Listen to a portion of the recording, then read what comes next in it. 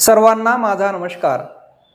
आज या व्हिडिओच्या माध्यमातून मी सर्वांसोबत सेवा साधना गुरुकुलाच्या एका माजी विद्यार्थ्याची सक्सेस स्टोरी शेअर करणार आहे। मी ज्या विद्यार्थ्याची सक्सेस स्टोरी शेअर करणार आहे त्या विद्यार्थ्याचं नाव आहे विश्वजित राजेभाऊ सांगुळे।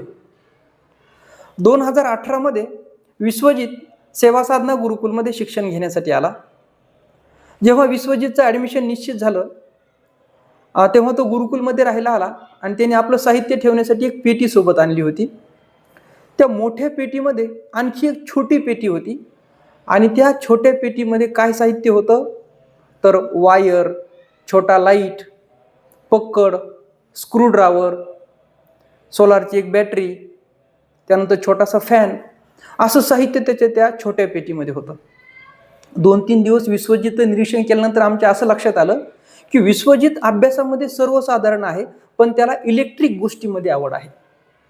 मग गुरुकुलमध्ये ज्या ज्या ठिकाणी फॅन खराब होईल, ज्या ज्या ठिकाणचा लाईट खराब होईल त्या गोष्टी विश्वजितला सर्वात अगोदर माहीत असायच्या।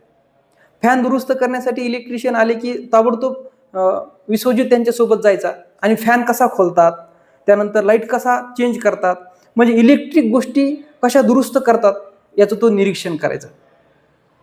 2018-19 असं 1 वर्ष तो गुरुकुलमध्ये राहिला आणि नंतर कोरोनामुळे शाळा बंद झाल्या, गुरुकुल बंद होतं।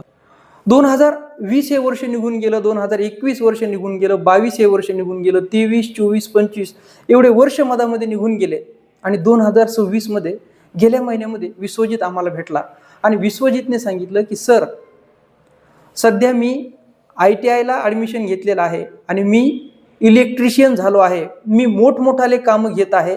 मी अंडरग्राऊंड फिटिंग करतो, मी लाईट फिटिंग करतो, मी फॅनची फिटिंग करतो। मी आता इलेक्ट्रिशियन झालो आहे आणि माझ्या हाताखाली आता सध्या 10 मुलं आहेत। 10 मुलांची टीम माझ्या हाताखाली आहे। दिवसभराच्या शेवटी मी कमीत कमी 2,500 ते 3,000 रुपये कमवतो। म्हणजे शिक्षण सुरू आहे, अंडरग्राऊंड लाईट फिटिंग विश्वजित शिकलेला आहे, 10 मुलांना काम दिलेलं आहे आणि स्वतः इलेक्ट्रिशियन झाला आहे।